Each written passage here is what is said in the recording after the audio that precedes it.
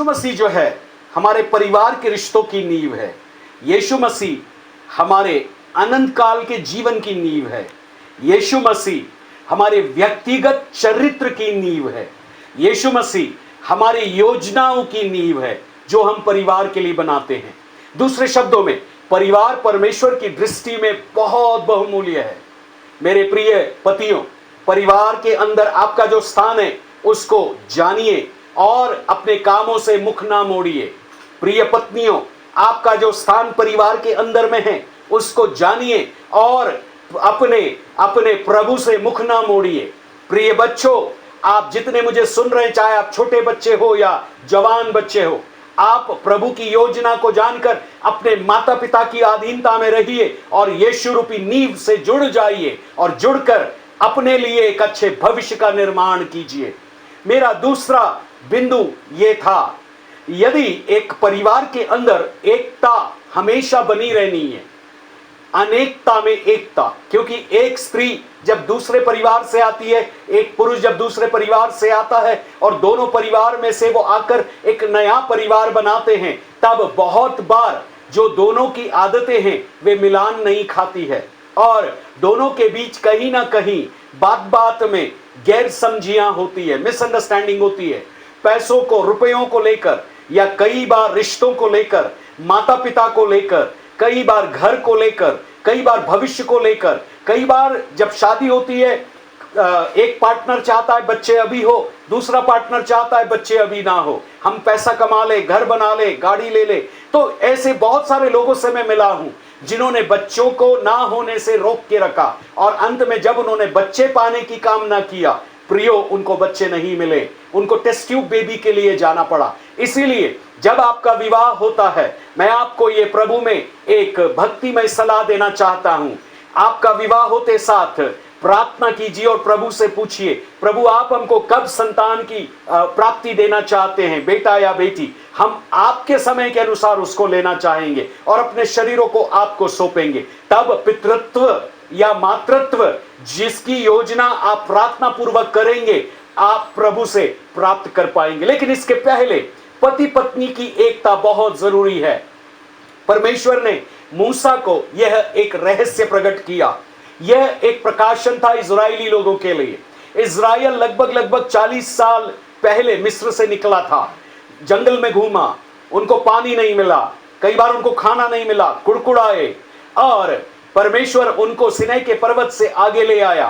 तब परमेश्वर उनको एक व्यवस्था को दिया और एक समय ऐसा आया 40 साल वो चले और मूसा 120 साल का हो गया था। व्यवस्था विवरण की पुस्तक के अंदर मूसा ने एक रहस्य उनके ऊपर खोला और वो रहस्य ड्यूटरनॉमी, व्यवस्था विवरण, ड्यूटरनॉमी की पुस्तक, व्यवस्था विवरण की पुस्तक 6वां अध्याय 4, 5, 6, 7, 8 और 9 पद मैं पढ़ूंगा, आप ध्यान से सुनिए। बाइबल हो तो आप निकाल लीजिए। हे इज़राइल, सुन, यहोवा हमारा परमेश्वर एक ही परमेश्वर है। तू अपने परमेश्वर यहोवा से अपने सारे मन, सारे जीव, सारी शक्ति के साथ प्रेम रखना और जो आज्ञाएं मैं आज तुझको सुनाता हूं वे तेरे मन में बनी रहे। इस बात शब्द को ध्यान रखिए, वचन तेरे मन में बना रहे। पद 7, तू इन्हें अपने बाल बच्चों को समझाकर सिखाया करना, घर में बैठे, मार्ग में चलते, लेटते, उठते इनकी चर्चा किया करना। इन्हें अपने हाथ के चिन्ह के रूप में बांधना। आजकल रेस्ट बेल्ट आते हैं, प्रभु का वचन उसमें लिखा हुआ है, ये तेरी आंखों के बीच टीके का काम दे और इन्हें अपने घर के चौखट की बाजुओं पर और अपने फाटकों पर लिखना। आपके घरों में प्रभु का वचन लिखा जाना चाहिए। यीशु मसीह जब दुनिया में थे, किसी ने उनसे सवाल किया कि सारी आज्ञाओं का सारांश क्या है जो मूसा ने दिया है। तब यीशु ने यही बात दोहराई। Mark gospel chapter 12 verse number 29 से यीशु ने ऐसा कहा उन लोगों से। यीशु ने उनको उत्तर दिया, सब आज्ञाओं में यह मुख्य है, हे इज़राइल सुन, प्रभु हमारा परमेश्वर एक ही प्रभु है। तू प्रभु अपने परमेश्वर से अपने सारे मन से, अपने सारे प्राण से, अपनी सारी बुद्धि से, अपनी सारी शक्ति से प्रेम रख, और दूसरी यह है कि तू अपने पड़ोसी से अपने समान प्रेम रख। मेरे प्रियो, ये एक प्रकाशन है। परमेश्वर पिता, परमेश्वर पुत्र, परमेश्वर पवित्र आत्मा, इन तीनों के बीच एकता है। आप देखिए बाइबल के अंदर जब सृष्टि बनाई जा रही थी, परमेश्वर का आत्मा पानी के ऊपर मंडरा रहा था। किस बात के लिए? परमेश्वर वचन बोलेगा जो यीशु है यूहन्ना 1:1 के अनुसार, और वो वचन ज्योति को या प्रकाश को निर्मित करेगा। और तब परमेश्वर ने बोला उजियाला हो, और ये उजियाला वही वचन है जो यीशु है। फिर जब यीशु बपतिस्मा ले रहे थे, इस संसार में आए, बपतिस्मा लेते समय पुत्र वहां था, पवित्र आत्मा कबूतर के समान उनके ऊपर उतरा, और परमेश्वर पिता ने आकाशवाणी दी। पिता, पुत्र, पवित्र आत्मा तीनों एक जगह।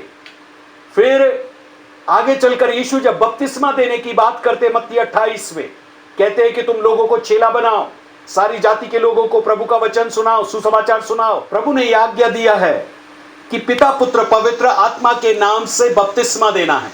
इसका मतलब मेरे और आपका परमेश्वर तीन अलग अलग व्यक्तित्व है, फिर भी वो एक ही परमेश्वर है।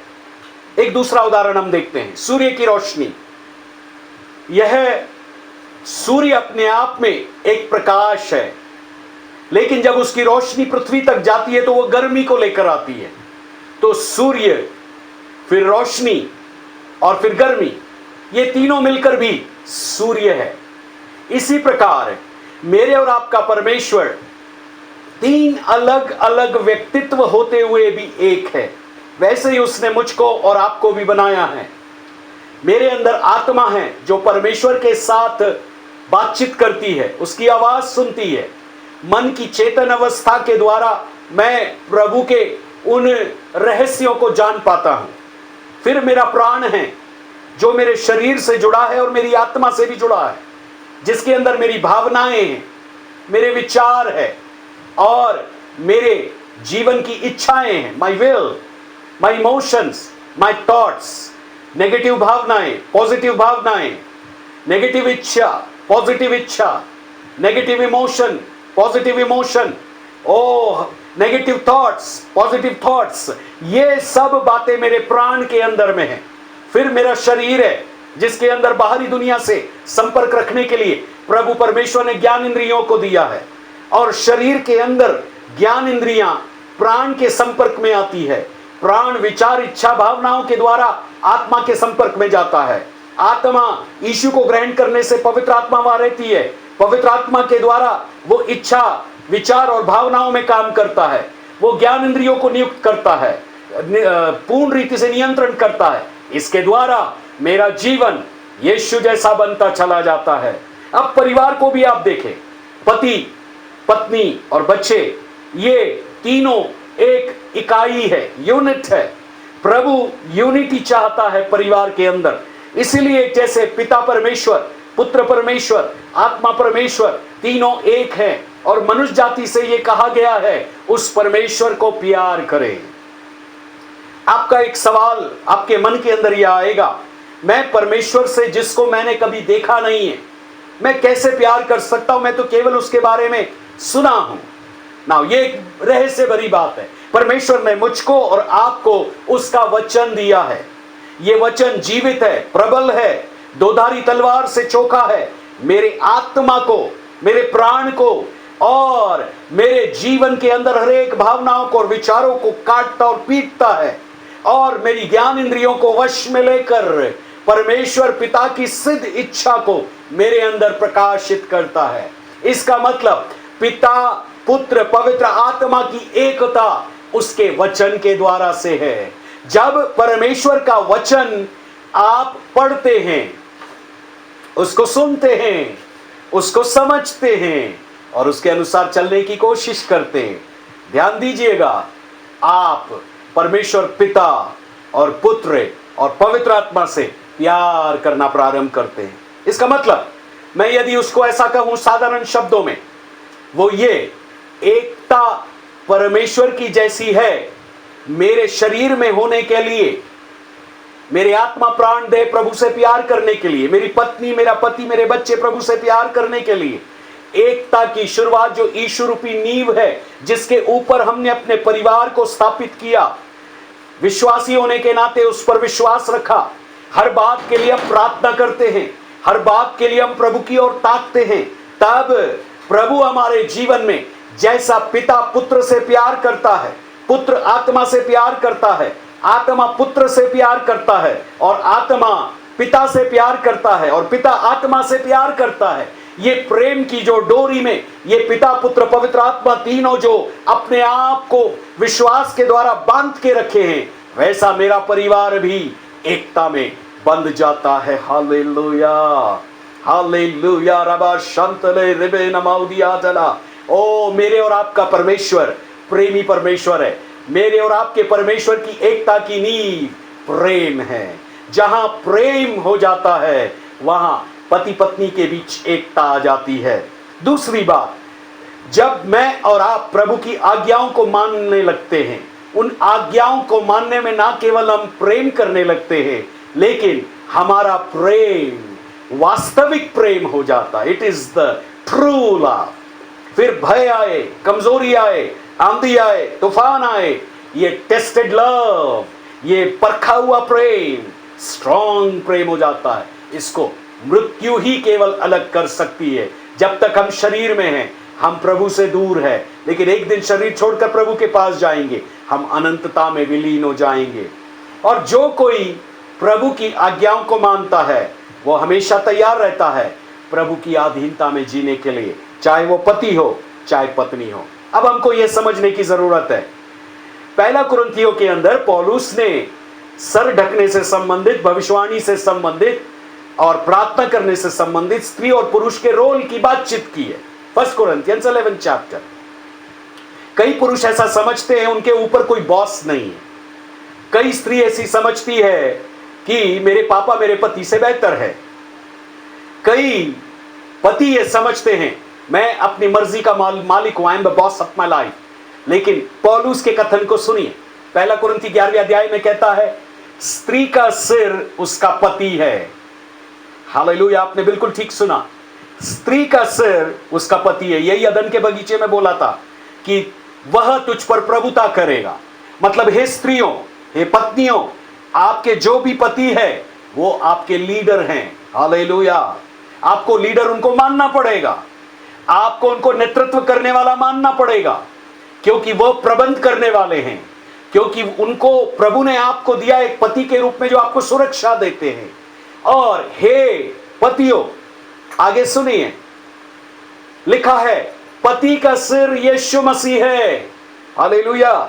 इसका मतलब एक पति जब यीशु से प्रेम करने लगता है, पिता पुत्र पवित्र आत्मा की एकता में आ जाता है वचन के द्वारा से, और जब वह उस प्रभु की एकता में आने के कारण से प्रभु यीशु को अपना सर्वस्व मान लेता है, all in all, He is my everything, He is my all, He is my everything, both great and small. He made everything new, He is my everything, what about you? गाने वाले ने कहा यीशु मसीह मेरा सब कुछ है। हालेलुया। ओ, जब यीशु मसीह आपका सब कुछ हो जाता है, तब आप अपनी पत्नी को एक कमजोर पात्र करके उसका आदर करते हैं, उसको बाईपास नहीं करते, उसको यूं ही छोड़ नहीं देते। और हे बच्चों, ध्यान से सुनिए, आपको माता पिता की अधीनता में रखा गया है। चाहे आप स्कूल पढ़ें, कॉलेज पढ़ें, आप नौकरी करें, जब तक आप जीवित हैं, आपके माता पिता जब तक जीवित हैं, तब तक आपके माता पिता की एकता में आपको बने रहना और उनका विरोध नहीं करना है। जिस दिन कोई पत्नी विरोध करती है, जिस दिन कोई पति विरोध करता है, जिस दिन कोई बच्चे विरोध करते हैं परिवार की इकाई के अंदर, ध्यान दीजिए, वो परमेश्वर के अधिकार के खिलाफत काम कर रहे हैं, और तब श्राप आएगा। अब एक सवाल आएगा, सवाल यह है, यदि मुझे एक पति होने के नाते यीशु के अधीनता में रखा, तो यीशु किसकी अधीनता में है? यीशु परमेश्वर पिता की अधीनता में है। इसलिए तो वो दुनिया में आए, क्रूस पर मरे, गाड़े गए, जिंदा हुए, स्वर्ग में पिता की दाहिनी ओर बैठे, तब तक राज करेंगे। प्रेरितों के काम 3 अध्याय, Acts of apostle chapter 3 verse 19 to 21, 19 से लेकर 21 तक। इफिसियों की पत्री, इफिशियंस एपिस्टल, उसका पहला अध्याय 9, 10, 11, 12, वो तब तक आकाश में रहेंगे, पिता की दाहिनी ओर तीसरे आसमान में रहेंगे, जब तक परमेश्वर की योजना नहीं है कि वो अपने लोगों को लेने के लिए वापस आए। इसका मतलब पृथ्वी पर जो कलीसिया चर्च है, परिवारों का परिवार, यीशु मसीह वहां से उसका नेतृत्व इस पृथ्वी के ऊपर पवित्र आत्मा के द्वारा और वचन के द्वारा कर रहे हैं। हालेलुया। अब सवाल यह आएगा, हे पतियों, आपको व्यक्तिगत तौर से प्रभु का वचन सीखना है, क्योंकि आप अपने परिवार के लिए एक याजक है। You are the priest of your family. तो यीशु मसीह जो है वह हमारे परिवार की न केवल नींव है, परंतु हमारे जीवन के अंदर वो एकता को लाने वाला प्रभु है। और जब कभी आप उसके साथ अपना जीवन मिला देते हैं, तो निश्चित रूप में जानिए, जीवन की हर एक उत्तम आशीषों से, अनुग्रह से, दया से, प्रेम से, करुणा से, उत्तम भविष्य से वो आपको आशीषित करता है। फिर शैतान आपसे यदि लड़ने आएगा तो आपकी और उसकी आत्मिक एकता के कारण वो शैतान से लड़ेगा। हे पतियों, इसलिए मैं आपसे कहता हूं, आपको प्रतिदिन प्रभु के वचन को पढ़ना है, क्योंकि आप अपने परिवार के पास्टर है, प्रीस्ट है। आपको अपनी पत्नी के लिए प्रेम करना है। उसकी जो आदतें आपको पसंद नहीं है उसको लेकर प्रार्थना कीजिए। उसकी जो आदतें आपको पसंद है उसके लिए धन्यवाद कीजिए। वो जो एक अच्छा खाना बनाती है उसके लिए धन्यवाद कीजिए। जिस काम में वो भूल जाती है उसके लिए प्रार्थना कीजिए। जब आप प्रार्थना करेंगे और उसको वचन से सिखाने की कोशिश करेंगे, यदि सीखने वाली स्त्री होगी, निश्चित रूप में वो आपके शब्दों को कान लगाएगी। क्योंकि बाइबल के अंदर जब 1 कुरिन्थी 14:35 के अंदर पौलुस ने लिखा, ऐसा कहा है, हर एक पत्नी को, हर एक स्त्री को अपने पति से सीखना है। तब आपके मन में सवाल आएगा, बच्चों को कौन समझाएगा? हे पतियों, आप जो पिता हैं, आपका काम है आपके बच्चों को प्रभु के मार्ग की शिक्षा देना। क्योंकि जब हम नीति वचन 22:6 पढ़ते हैं, वहां लिखा है, लड़के को शिक्षा उसी मार्ग की दे जिसमें उसको चलना चाहिए, वह बुढ़ापे तक उसको नहीं छोड़ेगा। मैं कई लोगों को देखता हूं, जब उनको पहला बच्चा होता है, मैंने कई पास्टर्स को देखा है, उनके बच्चे हुए, वो अपने बच्चे को 3 साल के बाद से कभी मारते नहीं है, और जो चीज वो मांगे, जिद करते हैं, उनको वो देते जाते। ध्यान दीजिएगा। और कई परिवारों में मैंने ये भी देखा, पति मारता है, पत्नी विरोध करती है, पत्नी मारती है, पति विरोध करता है। ये बच्चा जैसे जैसे बड़ा होता है, इसको अनुशासन की छड़ी से आप मारते हैं, इसको आप दुख देते हैं, लेकिन कोई ना कोई ऐसा जन है परिवार के अंदर जो उसकी पैरवी करता है, और एक दिन ऐसा आता है, उस परिवार की एकता के अंदर अखंडता आ जाती, अखंडता चली जाती है और विभाजित होता है परिवार। जो बच्चा है वो कई बार, पिता यदि कमजोर है तो वो मां की तरफ हो जाता है, और यदि पिता शक्तिशाली है तो वो पिता की तरफ हो जाता और मां का विरोध करता है। ऐसे मैंने कई परिवारों में देखा। मैं बाइबल से भी आपको उदाहरण दूंगा। याकूब एक बहुत अच्छा पिता था, जिसके 12 बेटे और कुछ बेटियां थी। लेकिन याकूब कुछ जगह पर अपने परिवार में बच्चों को ट्रेनिंग नहीं दे पाया। उसका पिता इसहाक, वो भी काफी लेट बच्चे हुए, एसाव और याकूब, और ये अपने बच्चों को ट्रेनिंग नहीं दे पाया। जब ट्रेनिंग नहीं दे पाया, तब जो राहेल थी, इसहाक की पत्नी, वह याकूब से प्यार करने लगी, और इसहाक जो है वह एसाव से प्यार करने लगा। और परिवार के अंदर पति पत्नी के बीच, जबकि दोनों बच्चों को एक समान प्यार मिलना चाहिए, एकता में विभाजित हो गया। निश्चित रूप में ये गलत है, ये गलत है मेरे प्रियो। दाऊद के परिवार के बारे में आप पढ़िए, 1 शमूएल, 2 शमूएल।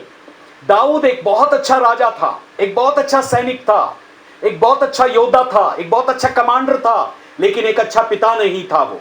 जब उसके लड़के और लड़कियां कई स्त्रियों से जो थे गलतियां करते थे, वो कभी बिठाकर उनको नहीं समझाता था। इस गलती को उसने कई बार नहीं सीखा, लेकिन कई सालों के बाद जब उसको अच्छी उम्र के बाद बतशेबा के द्वारा से सोलोमन या सुलेमान बेटा हुआ, उसने उसको प्रशिक्षण देना प्रारंभ किया। इसीलिए सुलेमान परमेश्वर के मंदिर को बना पाया, इसलिए वो बुद्धि प्राप्त कर सका, इसलिए वो ज्ञान प्राप्त कर सका, क्योंकि दाऊद ने अबशालोम को नहीं सिखाया, दाऊद ने तमार जो उसकी बेटी थी उसको नहीं सिखाया, दाऊद ने और अपने बेटे बेटियों को नहीं सिखाया, लेकिन दाऊद ने सुलेमान को सिखाया। इसका मतलब दाऊद बुढ़ापे के तरफ जैसा जैसा गया, वैसे वैसे इस बात का उसने अनुभव किया, अबशालोम जो उसका बेटा है उसका विरोध कर रहा है, उसके खिलाफ राज के खड़ा हो गया है।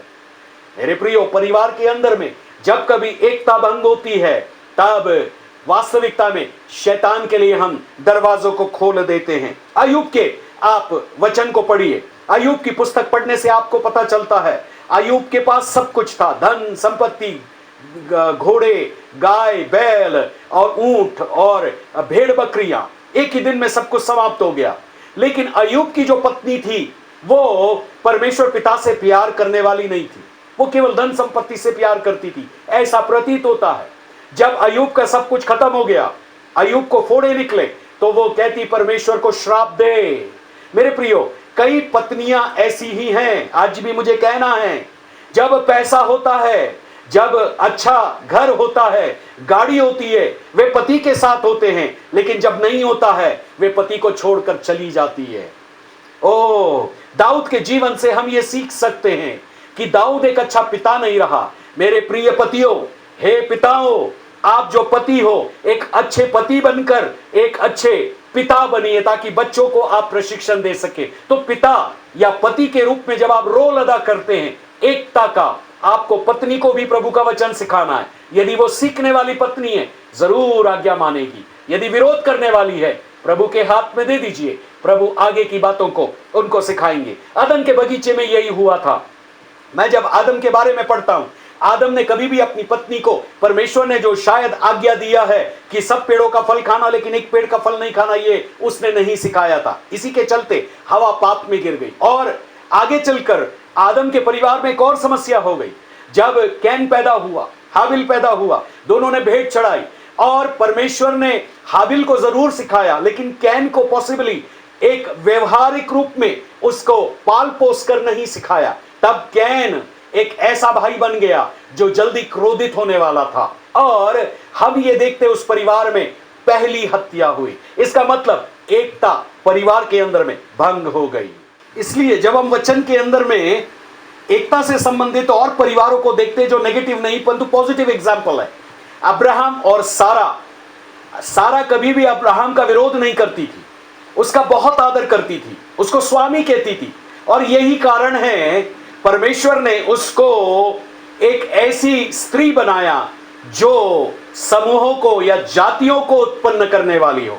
हे बहनों, हे पत्नियों, आप जो पत्नी है शादीशुदा या जिनका विवाह होने जा रहा है, आपको एक बात सीखना है, आपके पति की अधीनता में रहना। हे पतियों, अपने पत्नी से यदि आप अब्राहम की तरह गलती कराओगे, निश्चित रूप में कुछ आपको कॉन्सिक्वेंसेस या कुछ आपको घटनाएं मिलेंगी जो विपरीत हो रही है, लेकिन प्रभु का भय मानकर आपको निरंतर गलत बातों से बचना है। अब्राहम और सारे के जीवन को प्रभु ने उनको जातियों का पिता और जातियों की माता बनाया। एक और नेगेटिव एग्जाम्पल, जब हनन्या और सफीरा उस जमीन को बेचे, कुछ पैसा उन्होंने रख लिया। कई परिवार केवल पैसे तक सीमित है, मुझे यह कहना है, क्योंकि मैं कई परिवारों में जाता हूं और उनसे जब मैं बैठता हूं, केवल रुपए पैसे के ऊपर ही वहां बातचीत होती है। कई परिवारों में मैं जाता हूं, तब इधर की बात उधर की बात, ये कैसा है, उसके साथ क्या हुआ, वो कभी भी प्रभु के वचन को सीखने के लिए, सिखाने के लिए नहीं बोलते, क्योंकि परिवार के अंदर एकता नहीं है। और जहां पर भी एकता होगी, वे पिता और पुत्र और पवित्र आत्मा के साथ एक हो जाएंगे। मैं थोड़ी देर के लिए आपके साथ प्रार्थना करना चाहता हूं और तब तीसरे बिंदु की तरफ आपको ले जाना चाहता हूं जो परिवार से संबंधित है, God's order in family life. ये जो संदेश आप सुन रहे हैं, आइए हम प्रार्थना करें। Hallelujah, thank you Lord, thank you Lord. प्रभु, मैं प्रार्थना करता हूं, जब मैं दो बातों को सिखा चुका हूं, तीसरी बात की ओर जो प्रैक्टिकल है हम सुनने जा रहे हैं, उसके पहले हर परिवार की नींव यीशु मसीह बन जाए। हर परिवार के अंदर आपके एकता का आत्मा जो पवित्र आत्मा है काम करने पाए। हर एक बंधन जो प्रभु जी खुदावंद विशेष करके विभाजन को लेकर के आए, यीशु के नाम से टूटने पाए। पैसों का लालच की आत्मा यीशु के नाम से टूटने पाए। गैर समझिया जो परिवार के अंदर पति पत्नी और बच्चों के बीच है वो टूटने पाए। शैतान की हर एक हरकतें यीशु के नाम से परिवार से दूर जाने पाए। शैतान जो चोर है, डाकू है, हत्यारा है, ओ लेकिन यीशु जीवन देता, भरपूरी का जीवन देता है, उसका जीवन अभी परिवारों के अंदर यीशु नाम से बहने पाए। पवित्र आत्मा पूरे परिवारों पर कब्जा करिए। शैतान परिवारों को नाश न करने पाए। शैतान पतियों को नाश न करने पाए। शैतान पत्नियों को नाश न करने पाए। शैतान बच्चों को, जवानों को नाश न करने पाए। शैतान कुमारों को, कुमारियों को नाश न करने पाए। शैतान बुजुर्गों को नाश न करने पाए। परिवार के अंदर एकता आ जाए, परिवार के अंदर प्रेम आ जाए, एकता के चलते आज्ञाकारिता आ जाए और अधीनता आ जाए, ताकि प्रभु पत्नी पति के अधीन में रह सके, पति यीशु के अधीन में रह सके। जैसे यीशु पिता की अधीन में है, वैसे बच्चे माता पिता और यीशु की अधीनता में रहने पाए और सब मिलकर के मसीह की देह के अंग बन जाए। लेट एवरीबॉडी में be the members of the body of Christ. यीशु मसीह की देह के अंग बन जाए। हर एक रुकावटें, घमंड, अहम, हर एक ईगो यीशु के नाम से तोड़ा जाए। नम्रता, दीनता, पवित्रता परिवार की पहचान बनने पाए। हर एक व्यक्ति परिवार के अंदर अपने से एक दूसरे को अच्छा समझने पाए। हर एक व्यक्ति प्रभु अपने आप को सुधारने के लिए, जब परिवार में एक दूसरों की बातचीत होती, गलती क्या है, सुनने वाला बने। हालेलुया। जैसे याकूब 1:19 के अंदर लिखा है, हर एक व्यक्ति क्रोध में धीमा, बोलने में धीरा और सुनने में तत्पर हो। यीशु के नाम से ऐसा होने पाए। सुनने के लिए तत्पर हो। क्रोध की आत्मा परिवारों से जाती रहे जो बर्बाद करती है।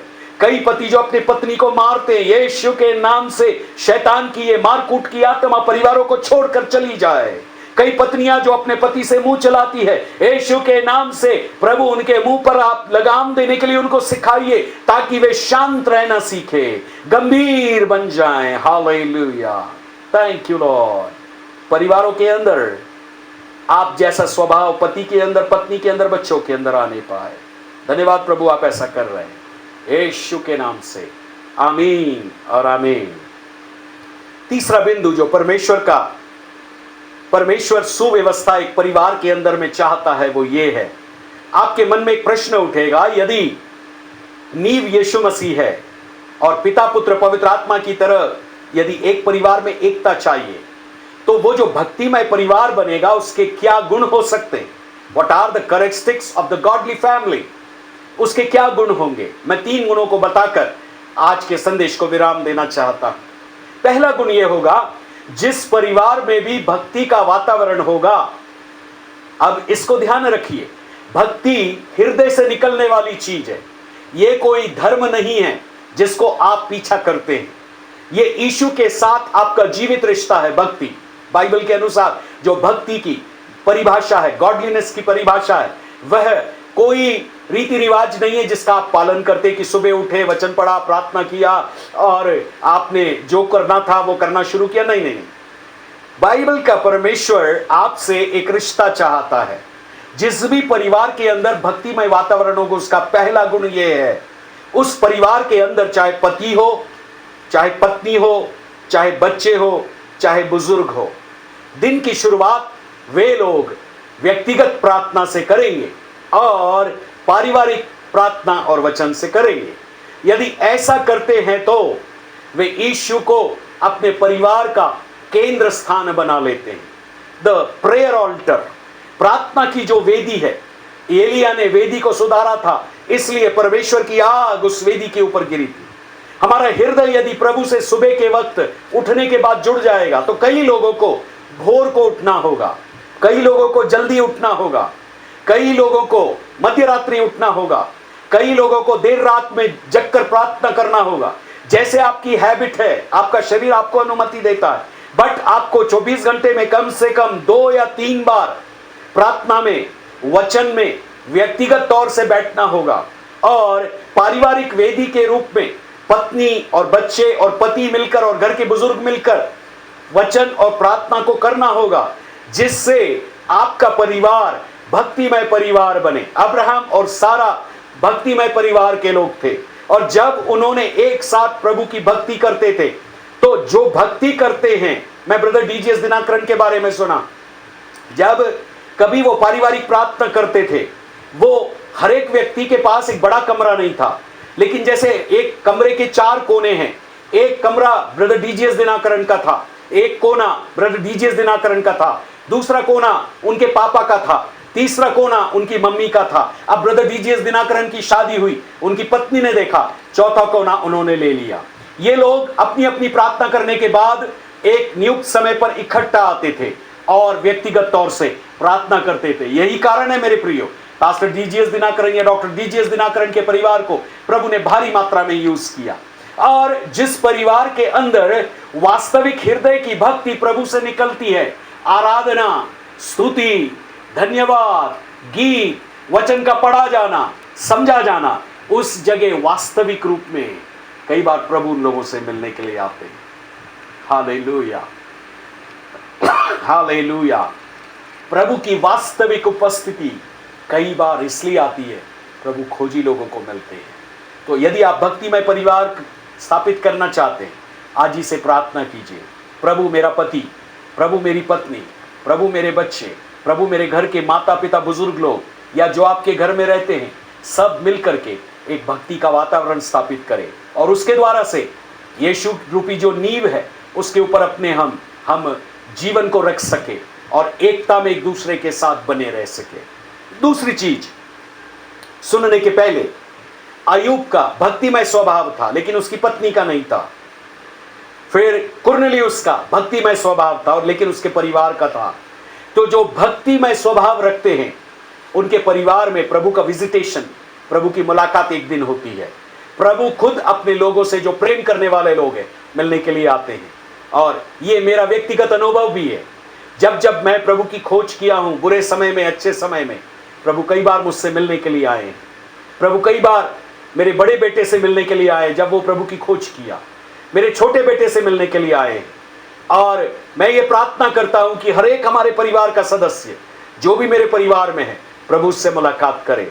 भक्तिमय परिवार के लिए जो दूसरी प्रायोगिक एक विचार मैं आपके सामने में रखना चाहता हूं, वो ये है, एक परिवार के अंदर जब पति अपनी भूमिका, पत्नी अपनी भूमिका, और बच्चे अपनी भूमिका, और बुजुर्ग लोग हैं तो वो अपनी भूमिका, या कोई रिश्तेदार रह रहा है वो अपनी भूमिका को जब अपने स्वयं के द्वारा निभाने लगते हैं, तब परिवार के अंदर भक्तिमय वातावरण पवित्र आत्मा के द्वारा निर्मित किया जाता है। उदाहरण के लिए फिलेमोन की पत्री के अंदर जब हम पढ़ते हैं, फिलेमोन की पत्री एक ऐसी पत्री है जो पौलुस ने मित्र भाव से लिखी है। पौलुस का जो मित्र था फिलेमोन था। फिलेमोन एक बिजनेसमैन था, एक व्यापारी था। उसके घर में चर्च लगता था। देखिए आप पहला अध्याय और उसकी पहली आयत से, पौलुस की ओर से जो मसीह यीशु का कैदी है, और भाई तीमुथियुस की ओर से हमारे प्रिय सहकर्मी फिलेमोन, सहकर्मी मतलब कोवर्कर, अर्थात वो एक पास्टर है पौलुस की तरह, तीमुथियुस की तरह। बहन अफिपिया, अफिपिया जो है, अफिप्रिया जो है, यह फिलेमोन की पत्नी है। और हमारा साथी अर्खिप्पूस इनका बेटा है। कुलुस्सियों 4 यदि आप 17 को पढ़ते हैं तो वहां पौलुस ने इसके लिए लिखा है, और फिर लिखा है, और फिलेमोन की घर की कलीसिया के नाम। इसका मतलब फिलेमोन के घर के अंदर जो भी लोग थे, वे आराधना करने में बैठते थे, प्रार्थना करने में बैठते थे, स्तुति करने में बैठते थे। लेकिन मुझे ऐसा आत्मा में लगता है, जब इस पत्री को मैं पढ़ता हूं और पौलुस के कथन को मैं याद करता हूं, मेरा ऐसा आत्मिक विचार है, और वो विचार ये है, बिजनेसमैन होने के नाते फिलेमोन अपना रोल अदा कर रहा था। उसकी पत्नी घर का काम देखकर अपने काम को अंजाम दे रही थी, और उनका बेटा जो भी काम घर का होता था वो करता था। लेकिन फिलेमोन कहीं ना कहीं अपनी पत्नी के साथ कुछ ना कुछ काम में हाथ बटाता होगा जो जरूरत होगी। उसकी पत्नी भी कहीं ना कहीं बैठकर उनके बिजनेस के लिए विचार विमर्श करती होंगी। उनका बेटा कहीं ना कहीं कोई उनको अच्छी सलाह देता होगा। मैं ऐसा एक जगह पर पढ़ा टिप्पणी के अंदर, उनका बेटा यूथ या जवान लोगों की मीटिंग लेता था, उनकी पत्नी बहनों की सभा लेती थी और फिलेमोन पूरे चर्च को लीड करता था। एक भक्तिमय वातावरण जब आपके परिवार के अंदर में आता है तब वह आपको प्रभु की सेवा करने के लिए तैयार करता है। हर एक व्यक्ति अपने रोल में, अपनी भूमिका में काम करने लगता है, चाहे वो व्यक्तिगत काम हो, चाहे वो मिल बांट कर परिवार का काम हो, चाहे वो प्रभु की सेवकाई हो। और प्रभु के वचन के अंदर में, इसलिए मैं इस उदाहरण को लेकर आपको यही बोलना चाहता हूं कि फिलेमोन के घर की कलीसिया की तरह, उसकी पत्नी की तरह, उसके बेटे की तरह, हे जवान अर्खिपुस की तरह आप जवानों के बीच काम करने का दर्शन ले। हे बहनों अफिपिया की तरह आप बहनों के बीच काम करने का दर्शन ले। और हे पतियों आप फिलेमोन की तरह जो लोग आपसे मिलते हैं आप उनको वचन सिखाने का काम करें। साथ में पत्नी को भी और बेटे को भी सिखाने का काम करें, ताकि जिसका जो रोल है प्रभु की सेवकाई में, जिसका जो भूमिका है व्यक्तिगत तौर से परिवार के अंदर, वो जब होती चली जाएगी तब एक भक्तिमय परिवार का निर्माण होगा। Hallelujah, hallelujah. तीसरा बिंदु और आखिरी बिंदु, एक भक्तिमय परिवार के अंदर होने के लिए हर एक व्यक्ति को यीशु मसीह की गवाही दूसरों को देना बहुत जरूरी है। मैं आपका ध्यान प्रिस्किल्ला और अक्विला की तरफ ले जाता हूं। अक्विला पति था, प्रिस्किल्ला पत्नी थी, इटली के रहने वाले। प्रेरितों के काम 18 अध्याय के अंदर में पौलुस के साथ ये लोग जुड़े मिशनरी यात्रा में, और प्रिस्किल्ला और अक्विला दोनों तंबू बनाते थे, बिजनेसमैन थे, लेकिन पौलुस के साथ इन्होंने एक टीम के रूप में सेवा किया। वहीं पर आप पति पत्नी के रूप में आप देखिए, मैं हनन्याह और सफीरा का आपको उदाहरण दिया था। वे लोग प्रभु के साथ नहीं चल पाए, प्रभु की एकता में नहीं चल पाए, आज्ञा नहीं मान पाए, प्रभु से प्यार नहीं कर पाए, यीशु रूपी नींव को नहीं पकड़े रहे, भक्ति में एक सुव्यवस्था को परिवार के अंदर नहीं लागू करने पाए, जिसके चलते हनन्याह और सफीरा दोनों लालच में गिर गए, जिसके चलते उनके अंदर घमंड आ गया और दोनों का सर्वनाश हो गया, दोनों मर मिटे। प्रिस्किल्ला और अक्विला लेकिन दूसरे तरफ पौलुस के साथ रहकर अच्छे शिक्षक बन गए। प्रेरितों के काम 18 अध्याय के आखिरी आयतों में यदि आप पढ़ेंगे तो वहां पर एक प्रभु का दास है जिसको प्रिस्किल्ला और अक्विला प्रभु के वचन को सिखाते हैं, और उस प्रभु के दास का उन्होंने वचन सुना। वो केवल यूहन्ना के बारे में जानता था, और 18वें अध्याय के आखिरी पद 21-24 से लिखा है, अपुल्लोस नाम का एक प्रभु का भक्त था, और घर ला करके उसको बुलाया, उसको खाना खिलाया और उसको एक सही शिक्षा दिया। उसके बाद अपुल्लोस एक पावरफुल प्रभु का दास हो गया। आपका घर, आपका परिवार या तो शैतान का कारखाना हो सकता है या तो प्रभु यीशु मसीह की गवाही देने की एक जगह हो सकती है, वचन को सिखाने की एक जगह हो सकती है, प्रार्थना का घर हो सकता है, विश्वासियों के आने जाने के लिए और वहां ठहरने के लिए एक जगह हो सकती है। और वैसा ही मरकुस प्रेरितों के काम उसके 12वें अध्याय के अंदर मरकुस का घर था। वहां पतरस को जब जेल में डाला गया था, पूरी रात की प्रार्थना चल रही थी। मैं जब इस वाक्य को पढ़ता हूं, प्रथम शताब्दी की कलीसिया में, प्रेरितों के दिनों में जब कलीसिया चालू हुई, लोग घर घर में रोटी तोड़ते थे, प्रार्थना करते थे, संगति रखते थे, वचन की शिक्षा लेते थे प्रेरितों से। लेकिन जैसे जैसे चर्च बढ़ता गया, फैलता गया, ये गतिविधियां संभव कम होती गई। पतरस को जेल में डाला, अब कलीसिया यहां वापस लौ लगाकर प्रभु से प्रार्थना कर रही है। क्या आपके घर के अंदर, हे पतियों, हे पत्नियों, हे बच्चों, क्या जवानों, आपने कभी, या बुजुर्गों, क्या आपके घर के अंदर आपने कभी पूरी रात की प्रार्थना किया? क्या विश्वासियों को बुलाकर अपने घर के अंदर आपने एक साथ बैठे और प्रार्थना में समय गुजारा?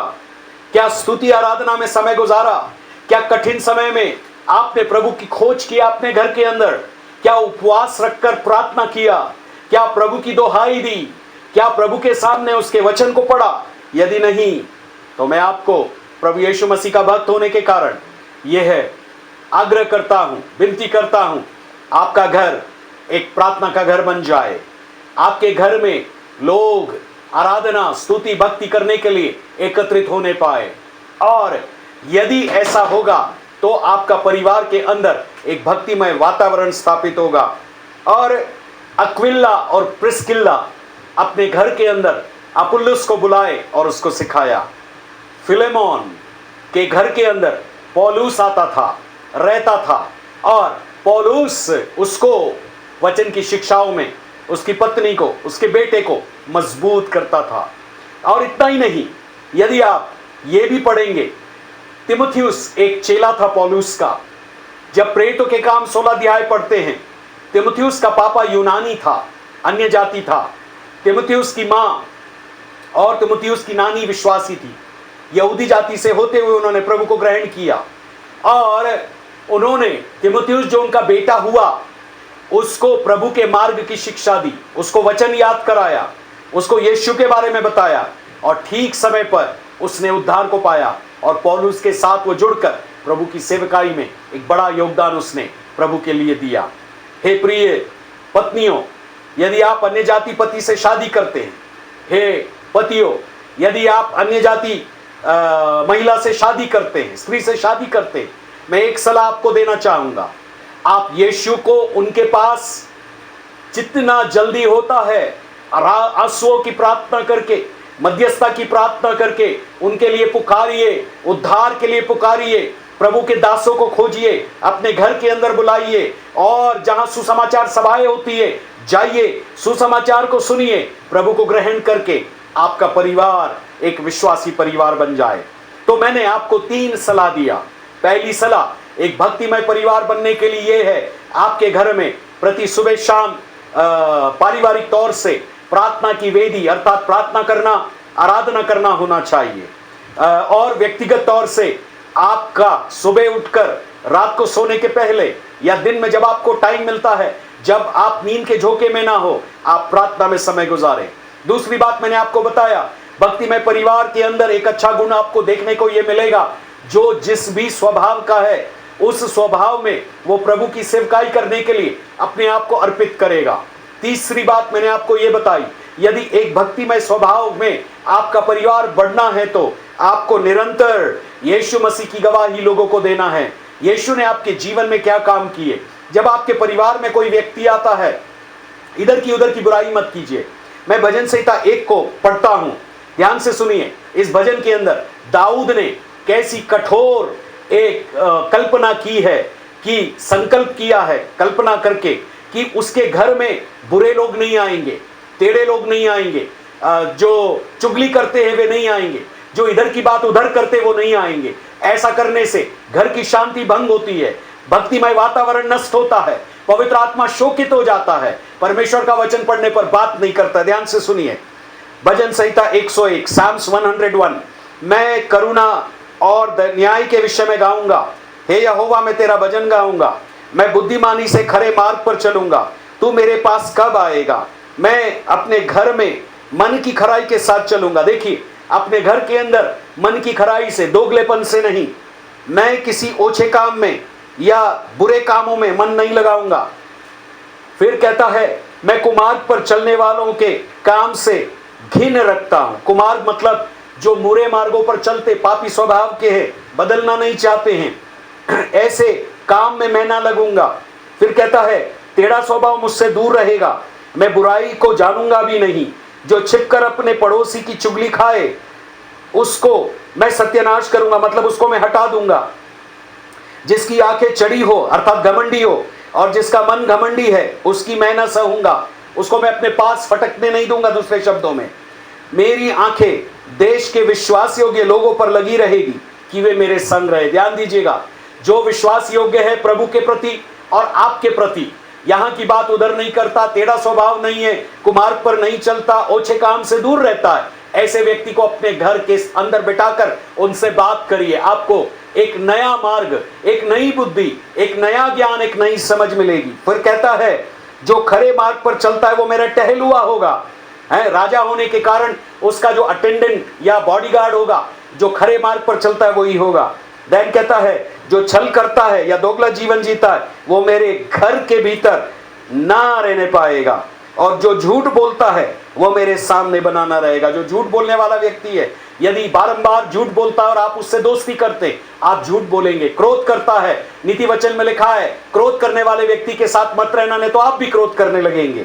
ओके, भोर होते ही होते मैं देश के सब दुष्टों का सत्यानाश करूंगा, इसलिए कि यहोवा के नगर और सब अनर्थकारियों को मैं नष्ट करूं। अब आपके मन में सवाल आएगा, मान लो मेरी पत्नी ऐसी है, मेरा पति ऐसा है, मेरे बच्चे ऐसे, तो क्या आप उनको भगा नहीं सकते? आप उनको छोड़ नहीं सकते? लेकिन मैं एक सलाह आपको दूंगा, आप उनके लिए उपवास प्रार्थना कर सकते हैं ताकि प्रभु उनके मन को बदले और अनुग्रह करे। आखिरी में भजन संहिता 127 को पढ़कर प्रार्थना करके हम समाप्त करेंगे। यदि घर को यहोवा ना बनाए तो उसके बनाने वाले का परिश्रम व्यर्थ होगा। तो निश्चित रूप में जानिए, आपके घर का बनाने वाला नींव जो है वो यीशु मसीह है, और उस एकता में उसको प्यार करना है और भक्ति का वातावरण अपने घर के अंदर आपको निर्मित करना है। यदि नगर की रक्षा यहोवा ना करे तो रखवाले का जागना व्यर्थ होगा। तुम जो सवेरे उठते, देर रात करके विश्राम करते, दुख भरी रोटी खाते हो, यह सब तुम्हारे लिए व्यर्थ है, क्योंकि अपने प्रियों को यूं ही नींद प्रदान करता है। देखो, लड़के यहोवा का दिया हुआ भाग है, गर्भ का फल उसकी ओर से प्रतिफल है। जैसे वीर के हाथ में तीर, वैसे ही जवानी के लड़के होते हैं। क्या ही धन्य वह पुरुष जिसने अपने तरकश को उनसे भर लिया है, और वह फाटक के पास शत्रुओं से बातें करते कभी संकोच ना करेगा। आखिरी में नीति वचन उसका 20वां अध्याय और उसका 6वां वचन और 31वें अध्याय में से एक आयत, ये पुरुषों के लिए है जो पति है या पिता है। लिखा है प्रोवर्ब चैप्टर 20 एंड वर्स 6, बहुत से मनुष्य अपनी कृपा का प्रचार करते हैं, परंतु सच्चा पुरुष कौन पा सकता है? हर एक पुरुष को अपने स्वभाव में नम्रता और दीनता लाना है ताकि अपनी पत्नी के साथ वो एक गंभीरता का जीवन बिताए। लिखा है पहला पत्रस 3 अध्याय और 7 वचन, ऐसा कहता है पत्रस कि हे पतियों, तुम भी बुद्धिमानी के साथ अपनी पत्नी के साथ जीवन निर्वाह करो, स्त्री को निर्बल पात्र जानकर उसका आदर करो, यह समझकर कि हम दोनों जीवन के वरदान के वारिस है, जिससे तुम्हारी प्रार्थनाएं रुक न जाए। ये पतियों, यदि आपकी हर प्रार्थना सुनी जानी है, आपकी पत्नी का जैसे भी वो प्रभु ने आपको एक दान स्वरूप दिया है उसका आदर करिए, उससे प्रेम करिए और उसकी हर जरूरतों को पूरा करने के लिए, उसको पोषित करने के लिए ध्यान रखिए।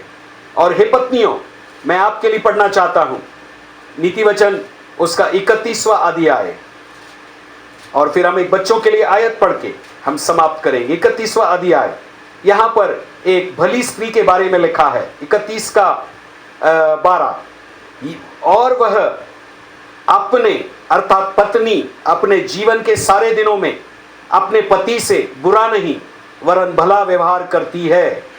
भली पत्नी वो है जो अपने पति से गुस्सा करके, बदला लेके या चीजों को अपने हिसाब से मनवाने की कोशिश नहीं करती है, लेकिन वो भक्ति का स्वभाव रखकर, प्रभु के प्रति आस्था रखकर प्रभु के पास बारंबार विनती करती है अपने पति के परिवर्तन के लिए। इसलिए पत्नियों, आपके लिए ऐसा लिखा पत्रस की पत्री में, हे पत्नियों, तुम भी अपने पति के अधीन रहो, और यदि ऐसे कोई हो जो वचन को ना मानते हो, तो भी तुम्हारे भय सहित पवित्र चाल चलन को देखकर बिना वचन के, बिना प्रचार किए, दूसरे शब्दों में अपनी अपनी पत्नी के चाल चलन के द्वारा खिंच जाएंगे। और फिर यहां पर पद 4 के अंदर लिखा, तुम्हारा छिपा हुआ गुप्त मनुष्यत्व नम्रता और मन की दीनता की अविनाशी सजावट से सुसज्जित रहे। और हे जवानों और बच्चों, मैं आपके लिए पढ़ना चाहता हूं इफिसी 6 अध्याय 1, 2 और 3। हे बालकों, प्रभु में अपने माता पिता के आज्ञाकारी बनो, क्योंकि यह उचित है। अपनी माता और पिता का आदर करिए, यह पहली आज्ञा है, जिसके साथ प्रतिज्ञा भी है, जिससे कि आपका भला हो और आप धरती पर बहुत दिन तक जीवित रहे। जितने भी बुजुर्ग लोग हैं, मैं उन परिवारों से कहना चाहता हूं, पति से, पत्नी से और बच्चों से, आप उन बुजुर्गों का आदर कीजिए। उन जो उम्रदार लोग हैं, नाना नानी, दादा दादी, सास ससुर, माता पिता, या और भी कोई बुजुर्ग रिश्तेदार, आप उनका आदर कीजिए, उनको पलटकर जवाब मत दीजिए, उनको समय पर जो उनकी जरूरत है पूरा कीजिए। शांति का परमेश्वर आपकी आत्मा के साथ बना रहे। आइए हम मिलकर प्रार्थना करेंगे। हे परिवारों को बनाने वाले जीवित, अनुग्रहकारी, दयालु, कृपालु एलोहिम परमेश्वर, आप जो सृष्टिकर्ता परमेश्वर हैं, आप जो संभालने वाले परमेश्वर हैं, और आप जो हमारे हर एक जरूरतों को पूरा करने वाले परमेश्वर हैं। जितने लोगों ने इन 2 दिनों में आपके वचन को सुना है, आपका पवित्र आत्मा उनसे बात करता रहे। आपका पवित्र आत्मा घरों के अंदर एक नया वातावरण लेकर आए जो पवित्र आत्मा के द्वारा निर्मित हो। हर एक शैतान का वातावरण नष्ट हो। हर एक दुष्ट आत्माओं की शक्तियां जो किसी घर में बुरे स्वप्नों को लोगों को देती है, आपस में छोटी छोटी बात में गैर समझिया, मिसअंडरस्टैंडिंग होती है, वो सब प्रभु आपने दूर कर दिया है। लेकिन अब आपका पवित्र आत्मा एकता को लेकर आए, यीशु रूपी नींव के ऊपर अपने आत्मिक जीवन को स्थापित करके, अपने पारिवारिक जीवन के रिश्तों को स्थापित करने के लिए हर परिवार की ये धन्य प्रभु आप मदद करना। आपका पवित्र आत्मा यीशु मसीह, हे अब्बा पिता, आपका पवित्र आत्मा आपके वचन को पढ़ने के लिए, प्रार्थना के जीवन को प्रभु लोगों के अंदर लेकर आने के लिए इन अंतिम दिनों में निरंतर कार्य करे। आपका पवित्र आत्मा हर व्यक्ति की भूमिका परिवार के अंदर क्या है, बच्चों को अपना काम करने के लिए, माता पिता को अपना काम करने के लिए, पति को अपना फर्ज निभाने के लिए, पत्नी को अपना फर्ज निभाने के लिए, बच्चों को अपना फर्ज निभाने के लिए, बुजुर्गों को भी अपना फर्ज निभाने के लिए, ताकि परिवार में एकता और ईश्वर रूपी नींव के ऊपर लोगों का आत्मिक जीवन और पारिवारिक जीवन स्थापित किया जाए।